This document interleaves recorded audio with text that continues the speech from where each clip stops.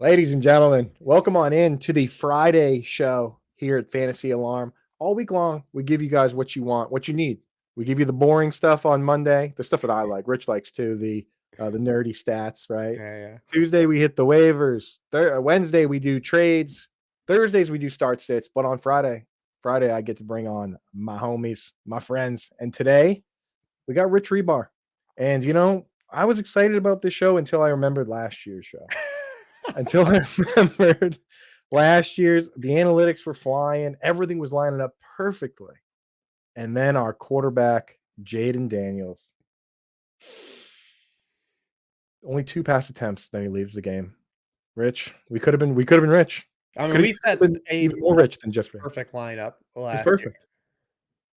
I think even our kicker had like 17 points. That was Dude, it was as you couldn't make it. It was the most perfect setup. it was perfect. And our Everything 1v1 for quarterback was Lamar Jackson. He played on Monday night, and I think he had like 38 points. Yep. That was it, dude. It was like we went with Jaden Daniels and the rug got pulled and our players just kept going off and off. Those DMs, man. A sad state of affairs. But you know what? We're Retribution. back today. Yeah, we're back to redeem ourselves. So folks that don't usually join us on a Friday, I see some familiar faces hanging out. Here's what we do on Friday. We go through each matchup. We hit on the tippity top plays and any sneaky plays that we think can really be kind of top 10 plays still, but might differentiate us from the pack. And then we make an FFPC lineup. The FFPC rules over there are simple. No draft, no salaries. You can put anyone you want in the lineup. The only rule is no 2 players from the same team, which I love because you can't get crushed by stacks. It's like in the other DFS sometimes, if you don't have a very specific stack, you're out of the money. Here, you just got to have the best guys, man. So before we jump in, what were your thoughts on last night, Rich? Were you on the Giants? No, I wasn't, but I didn't. I didn't bet it either. Though. I didn't bet the Giants either. But I don't know if you know this, but my son Cam Scatterby. I don't know if you've seen this. So ever since the Texas game last year in the college playoffs, I guess there was a shot of Cam Scatterby's dad. You could even I don't know if you could pull this up and put up every time Cam Scatterby does something, they tag me that I'm Cam Scatterby's dad. So I've adopted him as my son. My God. Yeah, so every time Scadaboo does, I'm just like full on just cheering for my son Cam Scadaboo to just keep. You have to. I get tagged all the time. So my son Cam. So it's good to see him get the 3 touchdowns. Him and Jackson Dart bring the energy. So incredible. That's incredible. The thing is, some of these other pictures don't really look like you. But that particular one, yeah. The first one that comes up is, it's the same facial hair in the hat. It's the, I don't think you understand how happy that makes me. I'm down with the bit. People are like, oh, absolutely, tag me, man. It's cool. Great, dude. People are always looking for that stuff. I get tagged in ones that are not nearly as cool. I get people tag me as Cooper Rush sometimes. Which I see a little bit. Also, the name Cooper. I get tagged in the Carson Wentz every once in a while, and also Prince Harry. I think it is. Oh yeah, that one's. I have a little bit of red in my beard, but not that much, guys.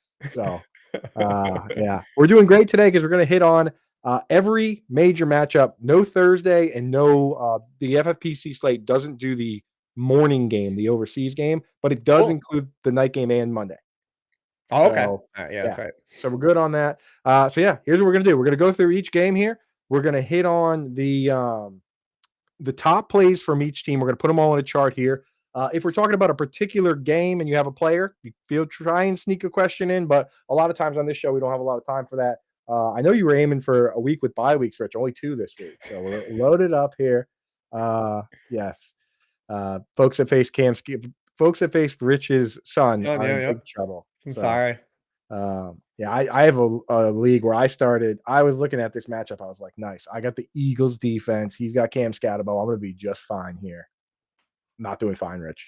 Not doing No, fine. not doing fine. I mean, and we've seen the NFL season. I know a lot of people talk about the fantasy injuries, the amount of players been injured for fantasy, but these defensive injuries and these offensive line injuries have been absolutely massive for a lot of these game environments. And you saw the Eagles, obviously, they didn't have Landon Dickerson. Both of their guards were terrible in that game last night. And then the defensive core injuries that they had, no Jalen Carter. They're forced to put a Dory Jackson back on the field. Mhm. It was a real struggle for them, so like you said, you had Eagles defense, you had some of the Eagles defense, they had Some of some them, right. afternoons. I was mostly just banking on Jackson Dart screwing up, and he did not. So what are you gonna do, man? But yeah, I mean, we see it with the Chargers. Their offensive line is a disaster because they lost Rashawn Slater, they lost Joe Alt. So you got to factor that stuff in. There's a lot of individual players that when they're in the game, it completely changes the matchup. Look at the Patriots, right? With and without Christian Gonzalez, literally one of the worst teams in coverage for a couple weeks, and now they're not a good matchup anymore for wide receiver ones. So, but let's dig into it. Let's go. First one here: Cowboys Panthers 49-point over under, which we like to see for this type of thing. Cowboys favored by 3, which might surprise some people, but the Panthers have been punching back a little bit. What side do you want to start on, Rich? Yeah, I mean, it's a smoke 'em if you got 'em Cowboys game. I mean, for sure. All their core offensive pieces are really great spots here because we know what Jairo Viro is going to do for the Carolina Panthers. Like, he's one of those defensive coordinators that doesn't alter his game plan team to team. He just runs what he runs, and he's like, "This is what we do." Largely doesn't work, but he's like, "This is Right. what we do." But they just sit back. They run a high rate of cover 3 defense. They're third in the NFL in rate of cover 3. Dak Prescott leads the NFL in completion rate against cover 3. Has thrown a league high 5 passing touchdowns against cover 3. And that has been a big signal for Jake Ferguson to open the year, where he's been targeted on 31% of his routes against those coverage looks. Also, Carolina's bad against tight ends. Again, this has been an Jairo Viro stat too. For every time he's been there, tight ends have just absolutely cooked them. Right. 31st in yards per target, 23rd in touchdown rate. So a good spot for Javonte Williams. Getting it down to one Cowboy is going to be tough. I would lean Jake Ferguson, I guess, because also this is FFPC and it's tight end Tight premium, end and premium. no one is running the tight end premium scam more this season than Jake And Ferguson. Ferguson, yeah, because this guy's never had a 100-yard game in his career. He's had multiple games with double-digit catches, still no 100-yard game. I don't know if it's ever going to happen. He's Earlier averaging this like 6 yards per catch. earlier this year, Rich, he had 12 receptions in a game. Oh, he had 13 receptions. I pulled up every game a tight end's had 12 catches, which is 56 games, and he had the fewest yards of any of them, 56 or Yes. 56. So that's what Ferg does. But again, it's kind of simple here. Again, and Pickens is going to have a good amount of J.C. Horn on him. I think Ferg is probably the way to go. But I mean, Javonte Williams has been a star, and the Panthers have been arguably the worst team against the run going back to last year. Obviously, the worst team in DVOA against the run. This year, they've let up some pretty big games. I think week 1, 200 rushing yards for the Jags. So I think those are the 2 options from that side. Anything on the Panther side you want to take a look at? I think that Dowdle's the standout here. Cowboys are 28th in touch point fantasy points allowed per touch to running backs. They're allowing 152 total yards per game to running backs. It's 27th. 31% of all running back runs have gone for a first down or touchdown. It's the highest rate in the league. I think a lot of people are going to want to get to Tet here. I do have some concern about the martingale effect here with Tet because the Cowboys don't play any man coverage under Matt Eberflus. They just sit back. They play a lot of shell coverage. They've been getting a lot of pressure on the quarterback these past 2 weeks, but Bryce Young is one of the worst passers against zone coverage to start the season. It's trickled down to Tet McMillan, where Tet has a 38% target rate against man coverage. It goes down to 21% against zone coverage. They also aren't using Tet near the end zone at all. They have 27 team red zone targets. He has 5 of them. Like, it's egregious. It's an egregious rate Wild. with That's their another personnel. that's another pro stat for Ferguson is that he has 5 end zone targets and no one else has more than 3, right? So like they love throwing it to Ferg. He doesn't do anything when he gets it, but I mean, it's Yeah. he does throw a hurdle down every once in a while. That's the problem with the speed. That's why speed is always a key metric for us for like long term for dynasty for tight ends is that certain guys like Kittle that can break off big chunk plays, they can just do more with less. Ferg, he runs decent routes, catches the ball well, gets the end zone targets, but he's just never going to break off a 50-yard play. I think he has one play of exactly 40 yards in his career. But yeah, so on the Panther side, probably just leaving Dowdle if we're going to go there. We might not even I have think to. so. Yeah, Yeah, and it's such a it's we're gonna talk. This is a tremendous running back slate. yeah, oh yeah, and we can start our top five if we feel like it. What's the word on this next game here? So we're looking at Cardinals Colts. Do you have the latest on Kyler Murray? I know he returned. I heard he returned to practice today, but I don't know if it was limited or what he's doing out there. Who was that? I'm sorry. Kyler Murray. Oh, Kyler. Yeah, I haven't seen because I was on a show before this. What he's like, what his Yeah, status I've is. been monitoring it because I do these a couple game predictions each week. Don't want to brag. These Gannon did say earlier in the week that if he is healthy enough to play, and that's how he phrased it, healthy enough to play, he will play. yeah. So this is a So guy who, I mean, Kyler already essentially was a top 3 QB in getting the ball out of his hands in under 2.5 seconds per fantasy points data suite. All last year, top 3 as well. So like if he's out there with a foot injury, Trey McBride is probably just going to get peppered, right? yeah, absolutely. So we got to put his name on the sheet out of Well, respect. we got to, yeah. Yeah. Anybody else that we want to put on? We don't want to go For Mar. Arizona, no. Yeah. On the Colts, though, Colts hottest team in football, one of the highest scoring offenses, grading out pretty well in virtually every metric. Daniel Jones is a superstar. Where do you want to go here? Jonathan Taylor's incredible. Colts are back. Yeah, and they're like doing what they're supposed to do against these teams, like absolutely woodshitting them. Like, Yeah.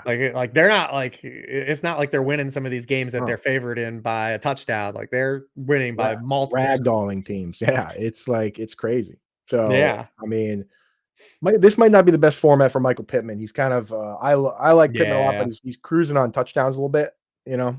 Well, the problem is that the bridge from what we just talked about, them just absolutely crushing teams, is that they've really called off the dogs this Right. year. Daniel Jones threw 5 passes in the second half on Sunday. He's number 1 in fantasy scoring for all quarterbacks in the first half of games this year, and then he's number 23 in second half scoring. So Mm. the game environment sets up for another. Hey, we're probably up. We're home favorites by 7. It's probably another JT game, so it probably stands out as JT's just gonna keep doing JT type things here. I do. That's the thing about this format is that you have to have the chalk, and then you basically just have to have the top scoring players. That's how it goes. Last Yes. week we were in, and we were 3 guys It's not off. like DFS where you're trying to get that 3K. Yeah, yeah, yeah. You don't. That doesn't matter here. Like the real questions boil down to like, okay, is Jonathan Taylor going to score more, or is Tyler Warren going to score more? But I think with this case, it's just Taylor. We lock it in and we move on here. Um, Yeah. Yeah. Patriots, Saints, and one of the biggest things for this format is getting the right quarterback. It really, I mean, as we learned last year with the Jaden Daniels fiasco.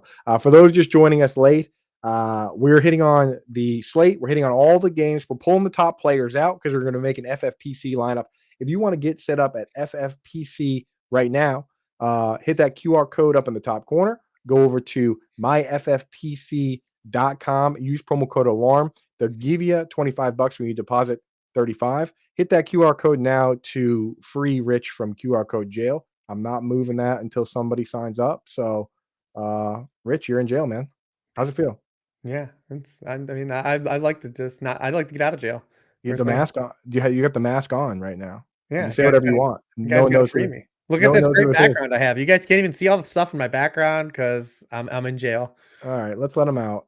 Let's let them out, but you guys got to sign up. myffpc.com, promo code ALARM. They'll give you 25 when you deposit 35 or more. I would suggest depositing 45. Why? Do it. Because this contest costs 35 and it gets you 2 entries. If you only put in the 35, you got to put in another 10 to do the other one. So, next game here. Let's real quick. I had a couple questions in the chat. Do us a favor if you could, guys. Try and ask them when we're talking about the particular game in question. Alex Flores says he's already down versus Scatabo. Crazy to go DJ Moore over Derrick Henry. I mean, he says he needs upside. I mean, well, neither one of those guys probably are the path No, to it. I think you would just have to hope for Henry, right? That he would break a long run. Like you just have to hope he does Derrick Henry, pulls out a Derrick Henry type play. The Ravens are also hoping that happens. right. Exactly. It's like if you're I going mean, for DJ upside, Moore's just getting no targets. right. He told us this offseason, though. That's the funny part. I don't know what they told him, but this summer, for some reason, he was like, hey, just so you know, I don't know if I'm going to be getting the ball as much this year. And nobody followed up with like why or anything like that. He was like, okay, There you go. And I guess he was just telling us the truth. So there you go. Maybe he just knew his role wasn't going to be conducive. Would you trade Debo and Sharps to get Drake London? That's going to be a yes from me. Yeah, I'm a yes on that. Yeah. He's got JT, Dowdle, Chuba. Yeah, you're going to be just fine, brother. Good. All right. Patriots at Saints. The chat wants Shaheed, We but we're do. looking for maybe a little more upside than that. Or maybe, Probably. maybe not. I think he's the best Saints play still, though. Okay. Let's put his name in there I just don't know in if he's gonna case. make. I just don't know if that's gonna be enough to get in our lineup, but I do think he's the best Saints play. We got to put in put certain players' names to, even if we're not going to use them, to ward off evil spirits, right? Yeah, We got to yeah. pay homage to them because if you say Shaheed's name and then we don't put him in there, you know what happens. Yeah, I Two mean, touchdowns. Olave is like the floor-based PPR guy. If you need 51 yards, he'll get you 54 yards. If you need 60 yards, he'll get you 54 yards. 54. Yeah, that's right, dude. Lock But that in. we love Shaheed against these man coverage teams, right? And we don't know. Like Christian Gonzalez re-aggravated his hamstring. I don't know if he's going to practice today. It's Friday afternoon. I don't know what the status was. Yeah, I've been trying to get an answer on that. I'm a Patriots fan here, and I'm just trying to figure that out, but no information just yet. So we have to wait for practice today. So Yeah, we love Shaheed against these man coverage based teams. Target on 36% of his routes against man coverage, 12.5% against zone coverage. So if we get no Gonzo, and they're because even without Christian Gonzalez, they ran a high rate of man coverage. Was what they do. It would be kind of just catch a Shaheed long ball. That'd be more of like a DFS player prop angle, like a longest catch or something. But I yeah. don't know if he's gonna make it in here. We love the long boy. I do like Yeah. you've been like the tight end guy, so I want to get your thoughts on Juwan Johnson a little bit. Juwan Johnson was a guy everyone loved the first 3 weeks of the season. He picked up like an ankle injury in week 4, but even with Foster Moreau and Taysom Hill both being active last week, he still was on the field 80% of the dropbacks, just didn't find the targets. Patriots are another team that have struggled against tight ends. We've only had 300-yard games for tight ends this season. 2 have come against the Patriots. Yeah, Patriots used to be a tough team versus the tight end. I don't know what happened with Kyle Duggar and the situation there. Jabril Peppers was let go. Like they just have been brutal against the tight end this year. But the problem with Juwan is that I do, because the deployment's still good, but he just doesn't look right. I think that ankle is You really think it's bugging. bothering him? I think it is because I mean he's even had a couple like bad drops. He Spencer did have Rattler is one. also just firing the ball into the end zone in ways that no one can catch it. Like I think he has 16 end zone targets, only 4 of them been caught. Put that in perspective, Jared Goff has thrown 5 end zone passes, all 5 have been caught, which is like it's kind of funny that this dude's he's trying his hardest, but nobody's coming down with it. So I don't know. Juwan, I need to see him healthy before we Okay. use him. I just wanted your thoughts on it because you have the tight end Yeah. Because whisperer. his deployment's still great. Like him and Kyle Pitts I've seen and some people like cutting him and stuff because they're like, "Oh, it's over," and I kind of was like, "Well, is it over?" I don't think it is because Taysom, like again, Foster Moreau is just a inline clunker, and Taysom didn't play any real tight end snaps. Like he played one essentially. He played mostly, his quarterback gadgety thing. So it's not like they're using him in that role. But Mickey Loomis paid him a bunch of money, $30 million this Mhm. offseason. So I mean, I think those are the plans. So again, I'm not dropping him in redraft. I'm probably starting him in a lot of spots with this matchup, but I'm in something like this, I'm not going to start anybody with an ankle issue because we can start Right. Ferguson, we can start McBride, Yep. we can start a bunch of those guys. So I'm shying away, but don't try not to drop him if you can. Love On the it. Patriots side, Yeah. tough. Drake May, Stephon Diggs, those guys are good. Yeah, Diggs looked great on such a. I was shocked after watching that game. It was the The next yak, dude. We've not seen that from him in year, years. dude, It was year. the most. It was the most yak yards Stephon Diggs had in a game since Week 5 of 2022.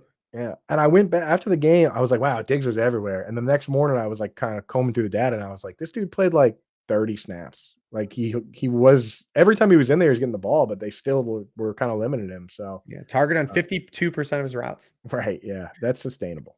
Very highly sustainable 52%. He's got insane incentives in his contract. His entire contract is incentives. So Diggs is a buy for me long term. I think he's going to be very vocal about getting the football because at the end of the have you looked at his contract?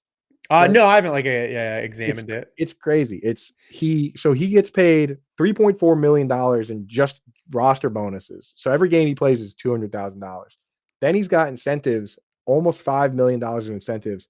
70 it's $500,000 each at 70, 80, 90, and 100 catches.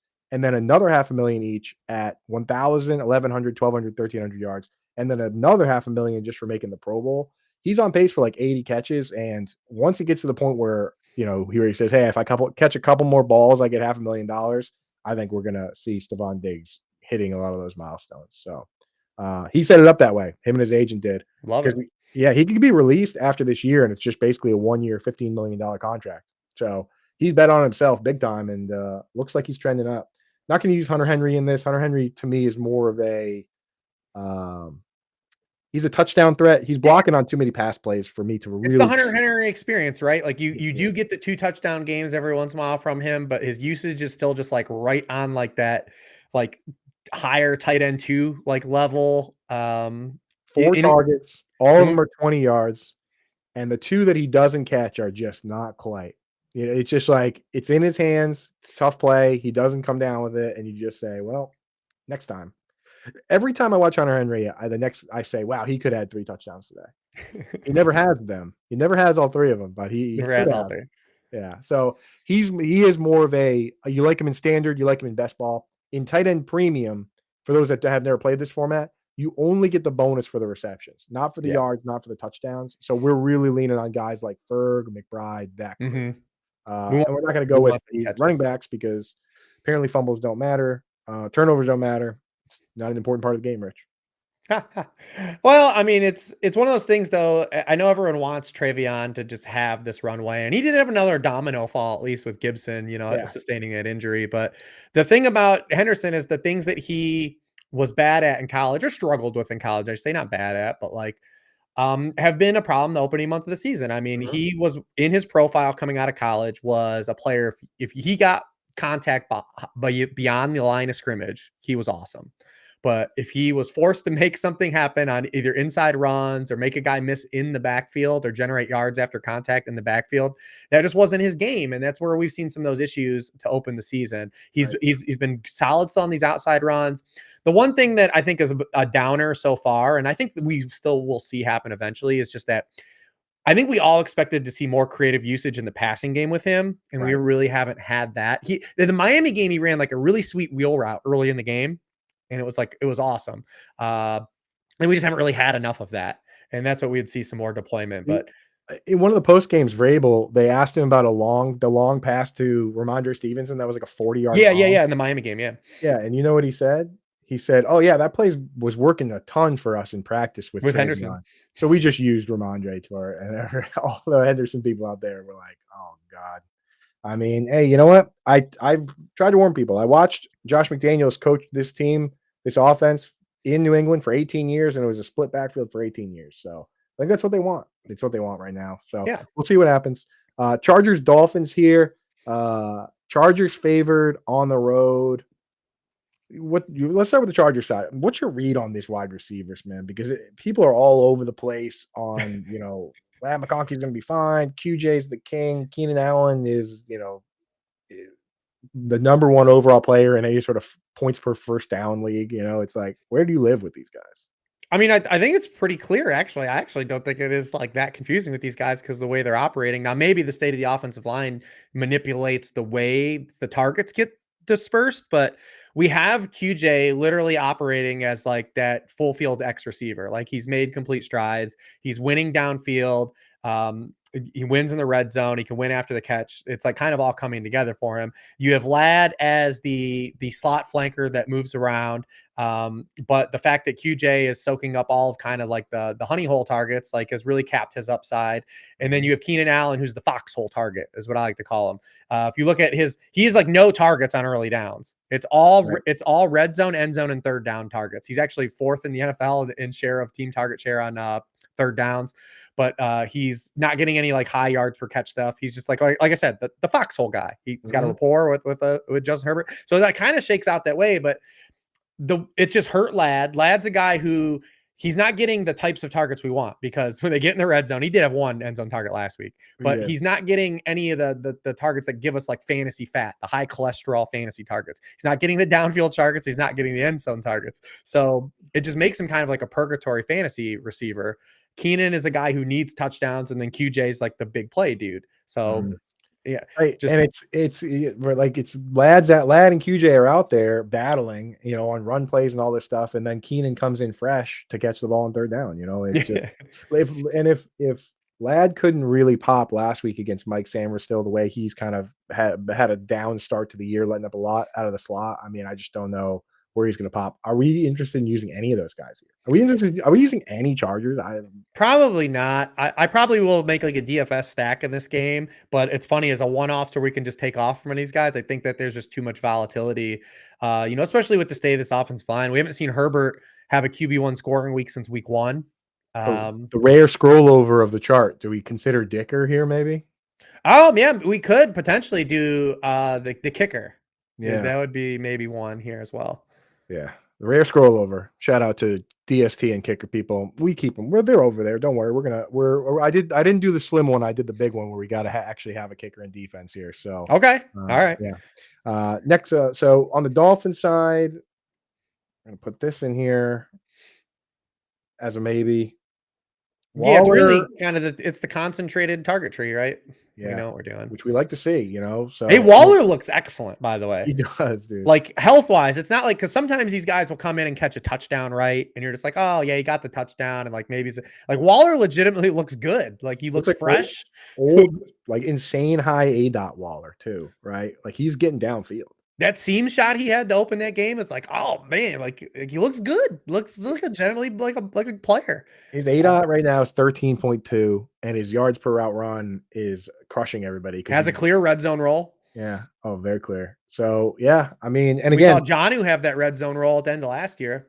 Jonnu quietly. The thing with Jonnu is people were like just looking at his slot snaps, but when you add his slot snaps to his actual split out wide snaps last year, he was running like 70% of his routes from a wide receiver spot, and that's what Waller's doing. So, intriguing to me. Any interest in Waddle? Yeah, I think because there's just we've seen Mike McDaniel for all the faults that he has maybe as a head coach. Like one thing he does consistently do that we appreciate from a fantasy stance is he gets the ball to the football players that matter that we care about. Yeah. And we saw that with Waddle. He had a 27% target share with his first game without Tyreek. He had a 51% air yard share, which is his highest since last time Tyreek Hill missed a game. So he also had a 35% first read target share per the fantasy point stuff. That was wide receiver 9 on the week. Because again, this is what Mike McDaniel does. Also, the Chargers, for as good as their top-down metrics look defensively, they've given them some good games to wide receiver ones. Cortland Sutton, 6 for 118 and 1. Debo last week, 8 for 96 and 1. Hollywood, 99 yards. Jacoby was just solid, 6 for 68. So I think Waddle's at least in play. The core Miami Dolphins.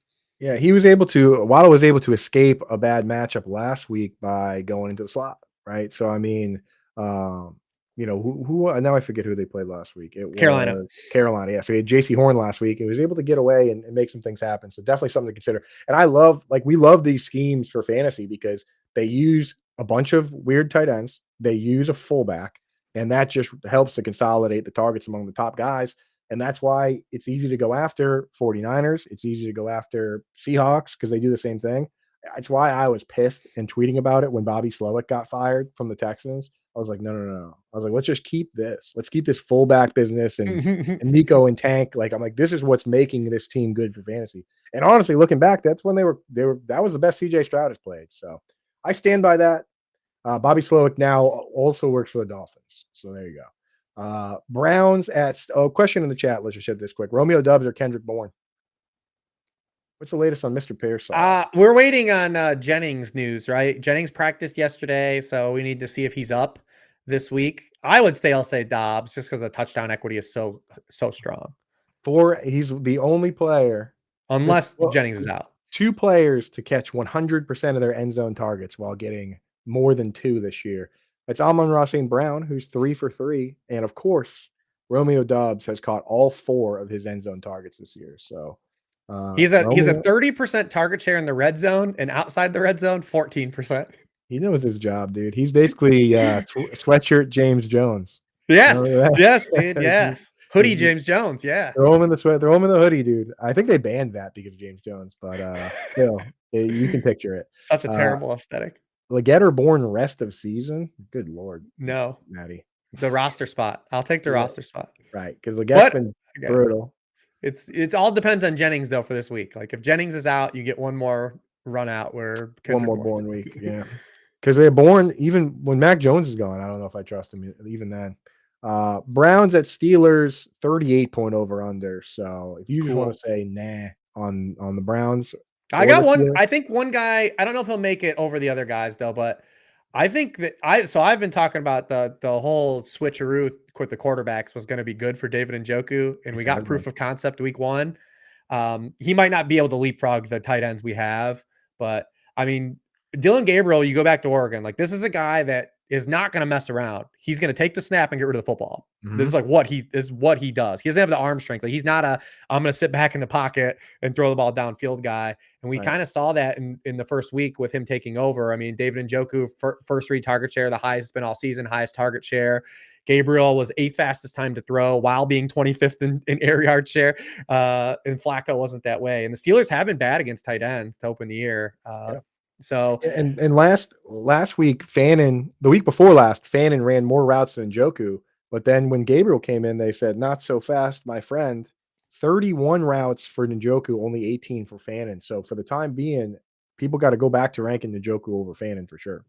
yeah, I don't know if he'll, like I said, I don't know if he'll leapfrog him, but I think he's in play for DFS this week, and player prop stuff I think looks good Yeah. for him. His yardage is really low in player prop stuff.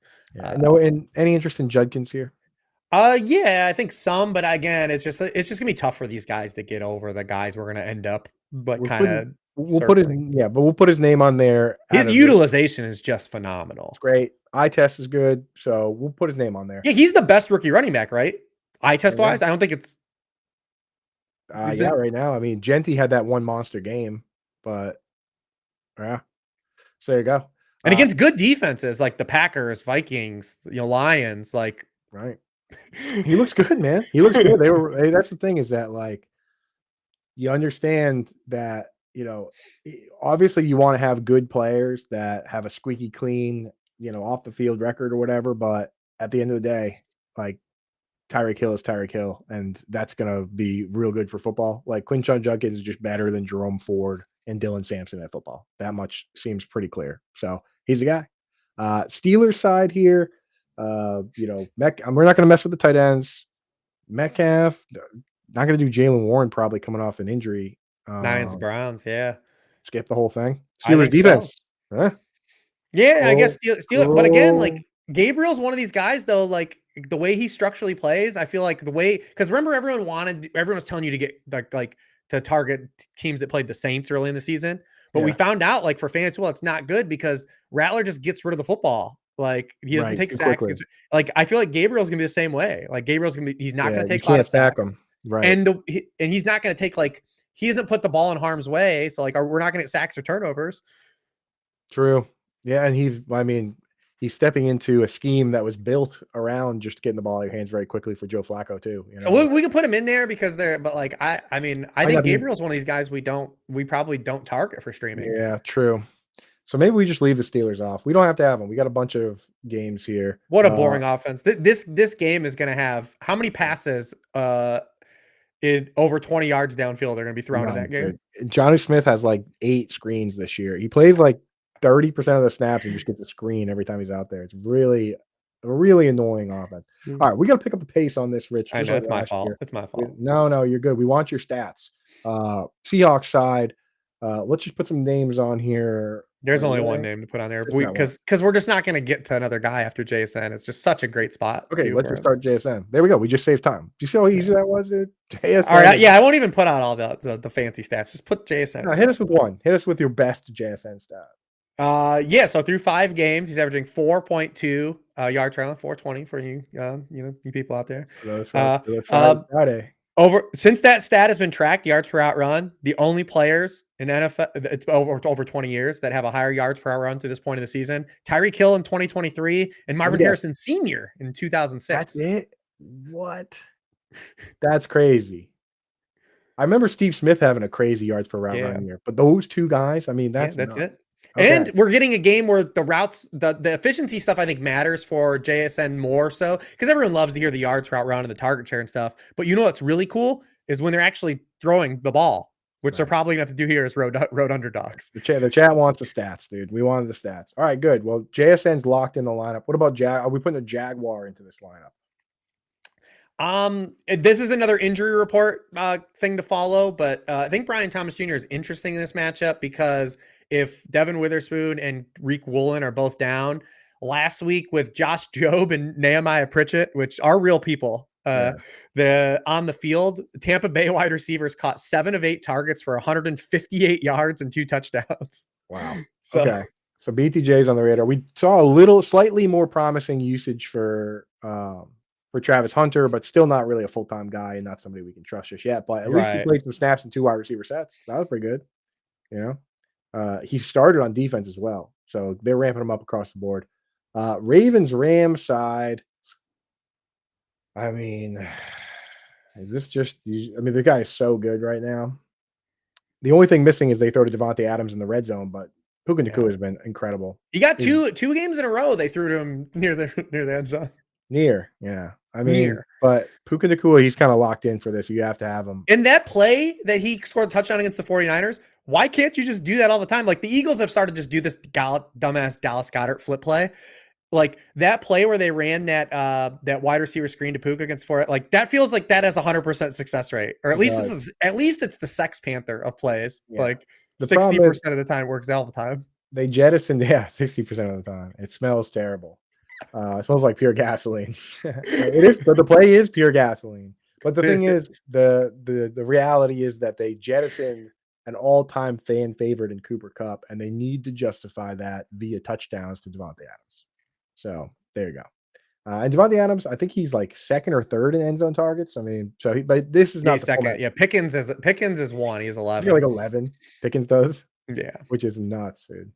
So it's got to be Puka there. No Kyron, right? I have one wild stat though about Kyron. Okay. So 46% of his runs are man gap runs, 3rd highest rate in the league.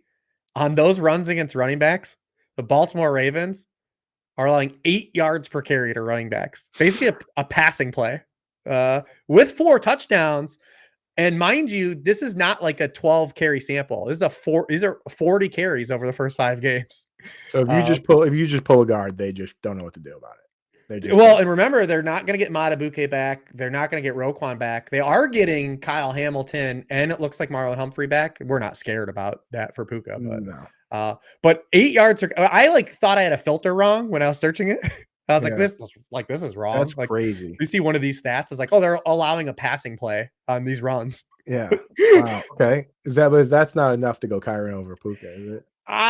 Probably not. Unless we're doing like a heavy running back build. If we went Kyron over Puka, then we could just start the chalk at every other spot. Yeah. I'll just say put him down and then we'll decide. Yeah, we'll decide. All right. Raven side. It's only Zay Flowers is the only competent piece. Even with Cooper Rush. I don't even know if we can do it. No, probably not in a format like this. Nah, we'll put his name though. Titans at Raiders. Raiders oddly favored by 5.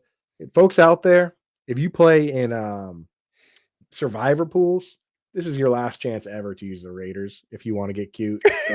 Like literally I think the next 2 games are Chiefs and then a bye week, and then it's all bad from there. So if you want to get cute, this is the last chance to ever use the Raiders.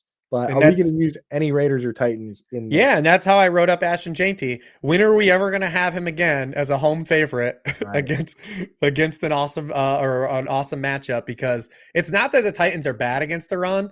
It's like they've woken up like dormant running games. Like 2 weeks ago, they allowed 180 yards to the Texans backfield. Right. And then Sunday, they allow 178 yards to the Cardinals backfield. Okay, so I'm gonna use Genty in the baby bowl. Any one and done type leagues, get him going there too. Any Titans players you interested in? Not for a format like this. That's hard. I think you can make a case for like Calvin Ridley in DFS as like a mini with Genty, but here he's just not gonna hurdle anything. Looked a little better here. Trade Nico and Swift for Lamb. If you're crazy loaded at running back, maybe, but I don't even know if that's. I don't know. The margin's probably just not super strong, right? I'd rather have Lamb than Nico rest of the season, but like, what's the margin? Exactly. Like, where are you giving away a running back? If Swift has never once even been part of a start sit decision for you, then I'd probably do it. But if Yeah. you need to have 4, in my opinion, 3 minimum better running backs than Swift to do something like that. Bengals, Packers. Bengals not getting much of a chance here in the Joe Flacco era, it seems. Did not change the point spread, ironically.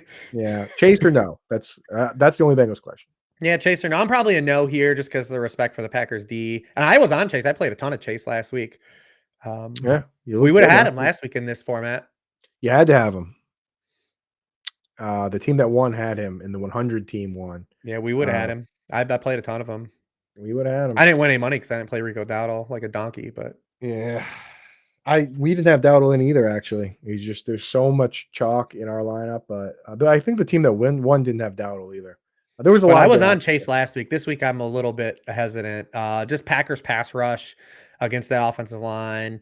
All the Packers though you want. Kraft looks great. Jacobs looks great. Jordan Love looks great. there. Yeah.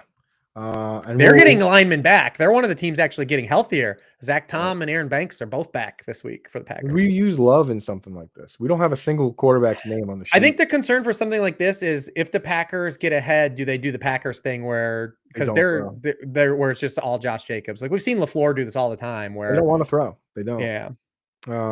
If they can avoid it, which some teams will just kill you and never stop. Like the Lions, obviously, Yes. they went for it on 4th down when they were up by like 40 against the Bears, but because that's the way they play, and you love that in fantasy. Some teams will take their foot off the gas though, and that's the Packers to some degree. But Jacobs last year, I'm not sure if it'll carry over this year, but last year Jacobs scored like an extra 40 fantasy points in games when they were up by 2 scores in the 4th quarter. He was not coming out. They were Yep. using him to end the games. So I think Jacobs might be the play here. Yep. And, I and think Cra- so too. Because remember, Kraft, Jacobs hasn't been efficient, but he's got 20 more touches in every game, 20 more touches in every game, and he also gets those linemen back.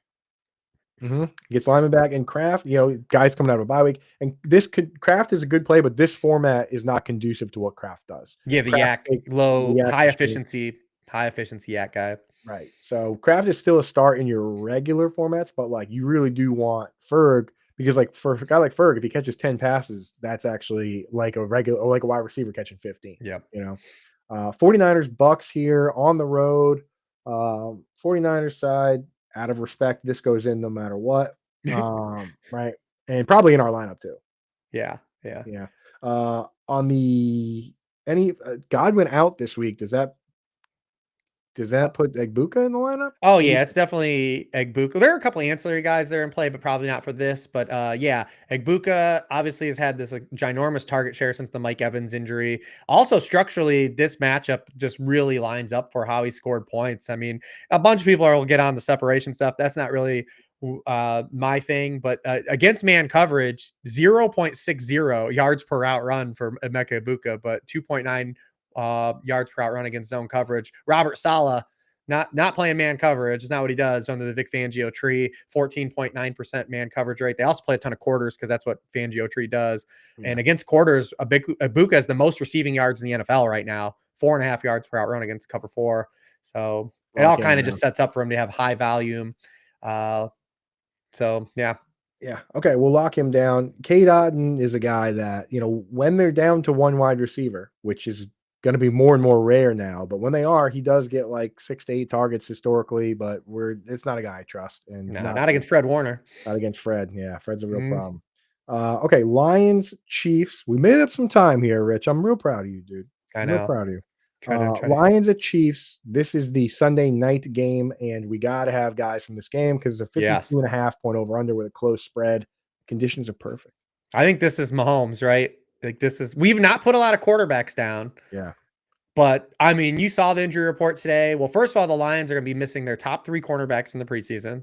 And they play a ton of man-to-man. You play a ton of The man-to-man. whole strategy is just man up and let the safeties. They have great safeties, but like the man-to-man stuff is great, especially tight ends have done well versus them because of the man-to-man, and they're just kind of putting whoever on them. So it's kind of interesting. But would you go Kelsey here?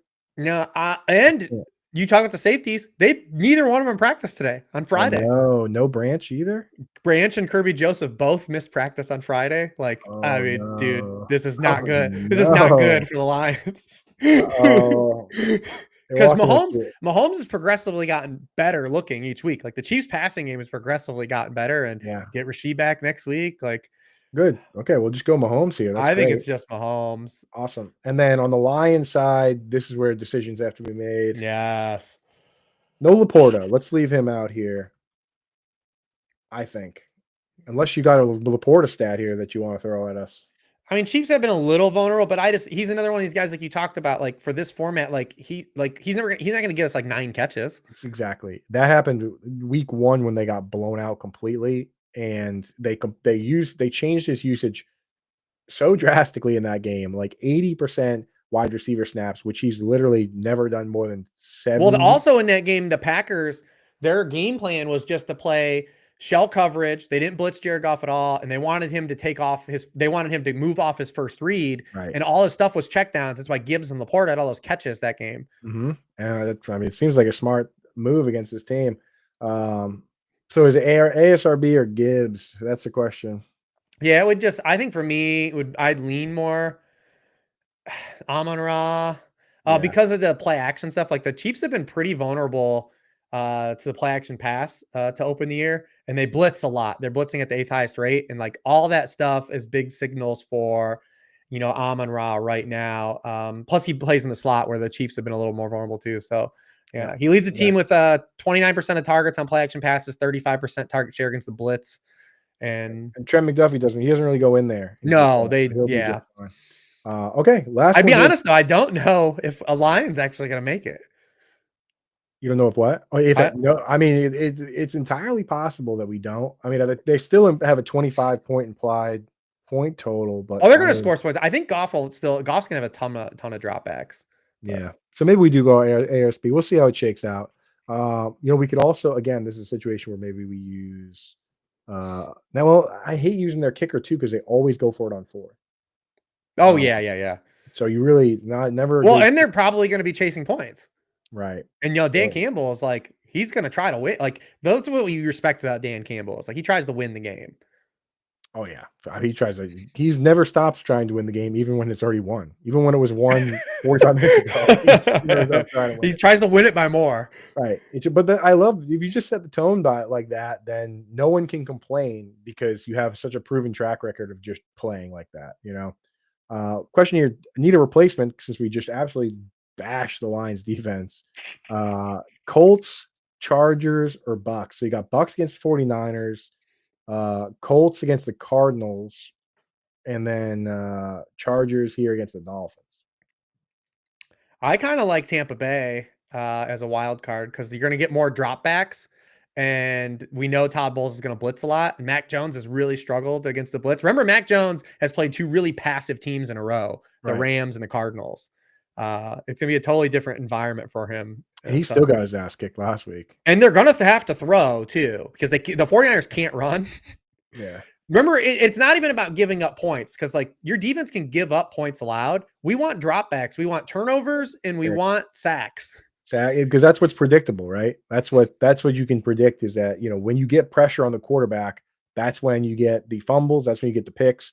And when you look at fumbles returned for a touchdown, it's almost always the quarterback fumbles. It's not usually like a wide receiver fumbling it. It's like that's where you get TJ Watt just comes in and takes the ball away.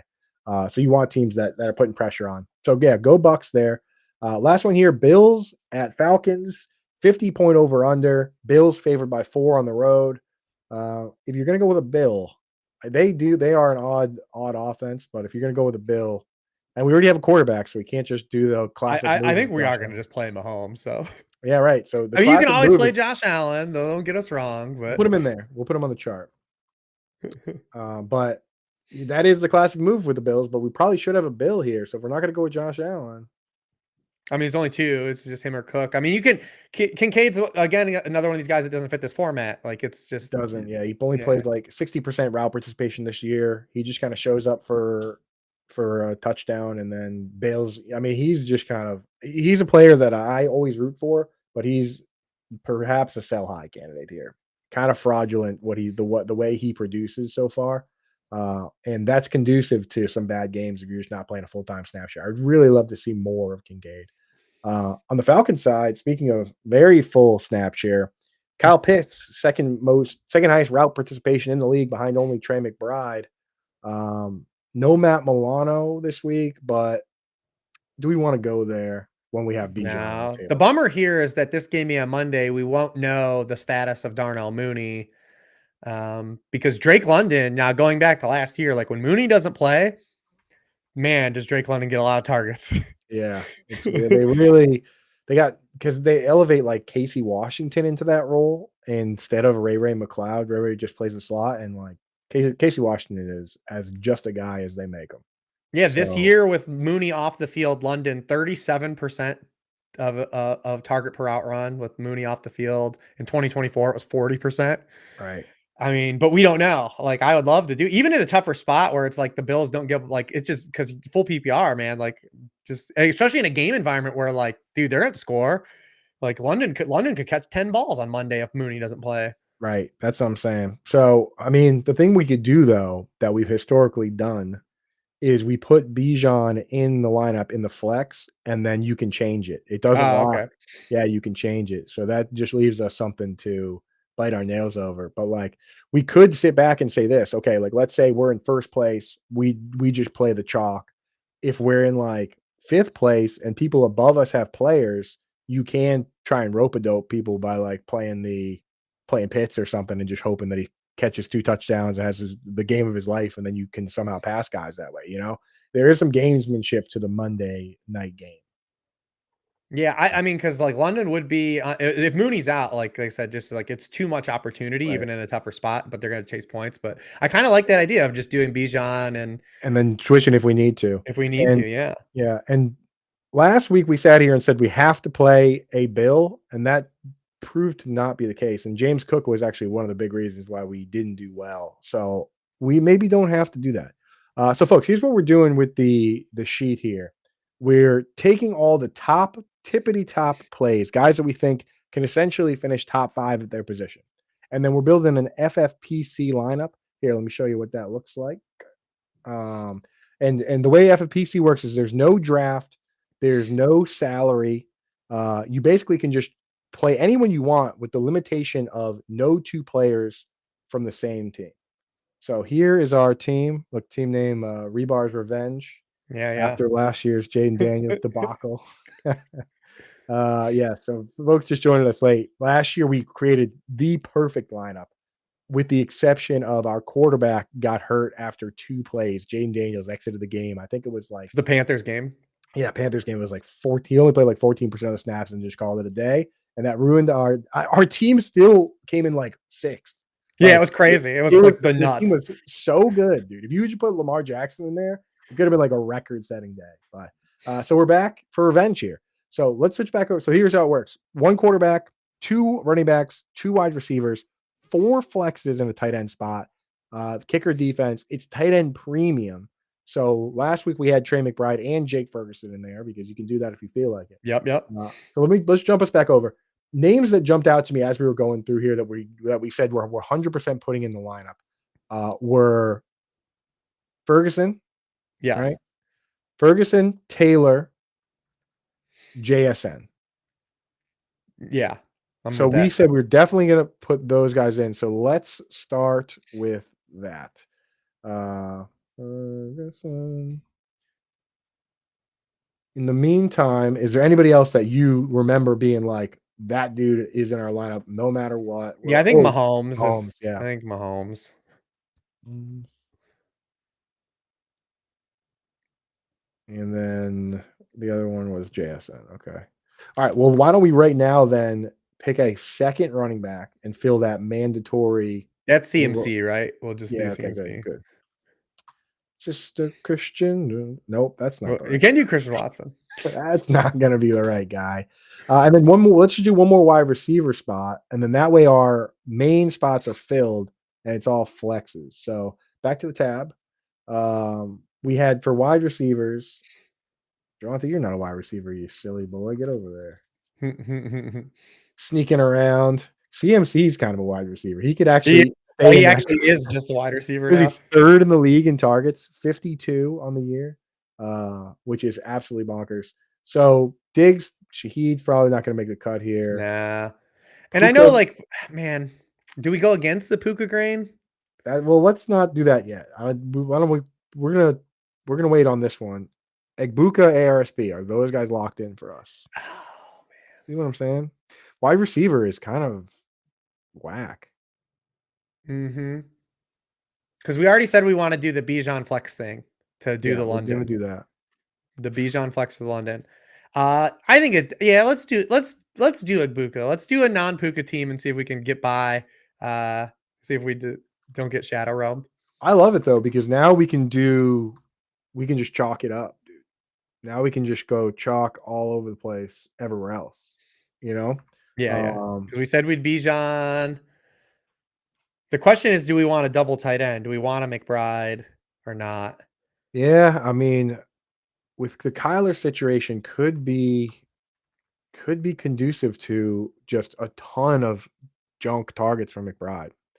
Let's just jump back over to make sure we're not missing any like super obvious. Oh, I was on the wrong screen. So here's what we did with the lineup so far: Mahomes, McCaffrey, Taylor, JSN, Egbuka, Kyron, Bijan, Jake Ferguson. Like this is how cool this format is. You can create absolutely ridiculous lineups. This lineup is legal in this format. It feels crazy.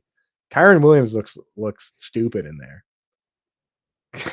Yeah, He's gonna be great this week. It's just I feel like with so much chalk, it's I just know. it makes you We feel don't have to use him. no, I think we should. I think we should. So okay, going back through here, Javante, Dowdle, Achan. The Dolphins aren't really set to do a whole No, lot. I think it would probably be like, do we want Gentry, to do Gibbs or ASRB? we have to do one of them. We have to do one of them. All right, I would lean Gibbs. I think Every time I say we have to, every you don't time on the have show to. I say we have to, All right, it we could just do Josh hurts me up. Jacobs. We could just put Josh Jacobs in We could do both of them. We could do both of them and then do that. and just try to get all the That team is touchdowns. sick. I mean, that team is crazy. And we got Bijan on the right spot. Gibbs. So we can always pivot off Gibbs if we Yeah, we can feel always swap we there too. feel it. I think we want a Lion. We definitely, I think, want one. Yeah. The DMs are open for that. So let's put I'm just gonna do this real quick to make sure our 1 o'clock guys are in the right What spot. would you rather have, Kyron or Jainty? No, dude, you have so many good Kyron stats, man, that Yeah. the Kyrens, I mean, that stat is insane. 8 yards a carry. I'm just gap zone. You said man Yeah, blocking, man. right? Yeah, Just man. like Man runs. gap. I mean, it's just that's like what we were doing in high school with Anthony Sherman as our running back. Literally, we were just, well, what should we run this play? Why don't we just do another power with Sherman? You know, it's like, uh, so I mean, I don't know. That seems crazy to me. Let's get okay. So kicker and defense. I'm just gonna pull a sort by projections real quick. We don't have a Bill in the lineup. Yeah, it's unfortunate. Do we do Bill's defense? Bill's defense or Matt Prater are both on the table for us. Ooh, probably Prater, right? He's in banging So kicks. we did. So the Steelers obviously the highest projected here, but you don't like it because Gabriel.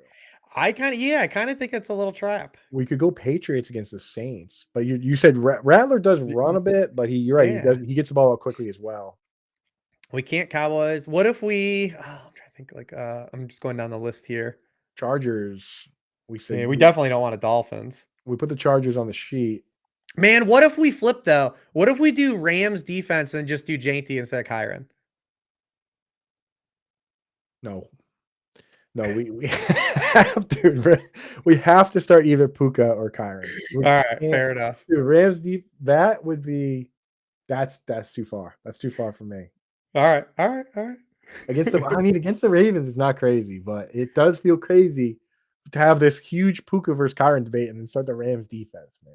You can't do it. You can't do Honestly, it. Cooper Rush in the rain, kind of like that. Cooper Rush in the rain. Do you want to do that? This is your team. You're the guest. I'm just no, their defense. The Rams stand out the most to me as a defense, unless we do Raiders defense. Do you just want to do Raiders defense? Raiders defense is so bad that like Yeah, they suck. the players are terrible. Like they have is there a team that has a worse secondary than the Raiders? No, That's what I'm saying. Like the Lions this week, but that's we can't play the chalkiest format ever and then start the Raiders defense.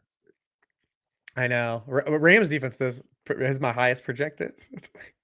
Do you project them to score more points than Kyron Williams or Puka? No, but we can't pick both of them. We can't.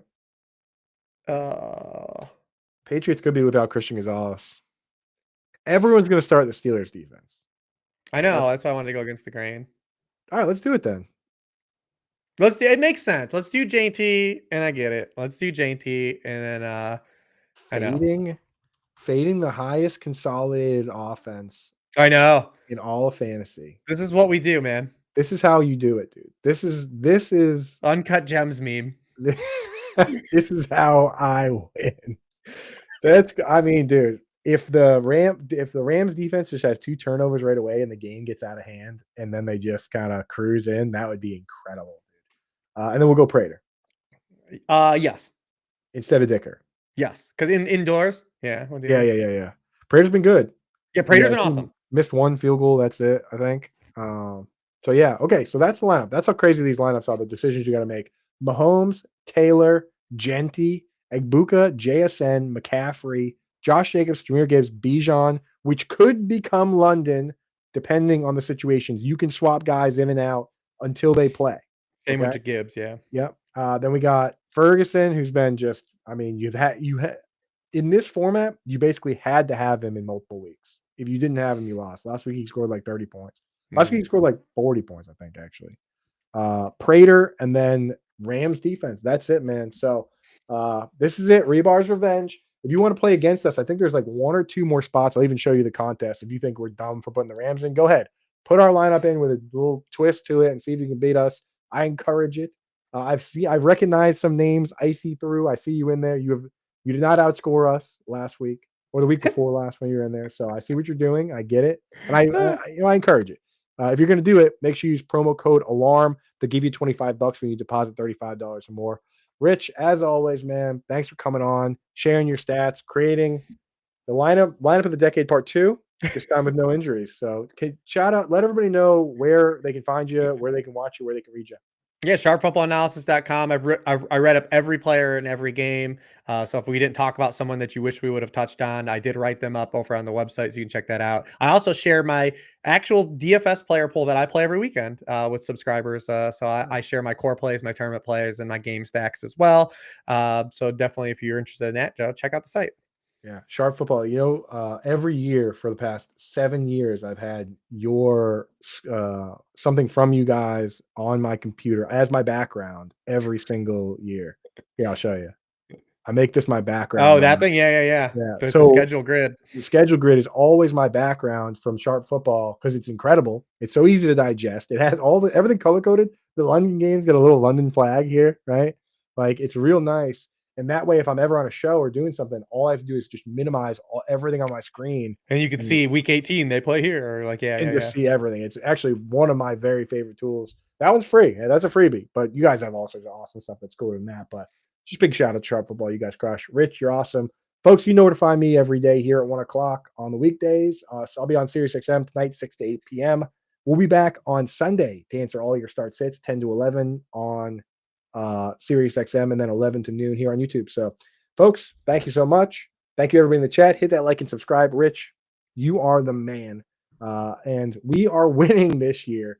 Until then, good luck, everyone. We are out of here. Adios, turd nuggets.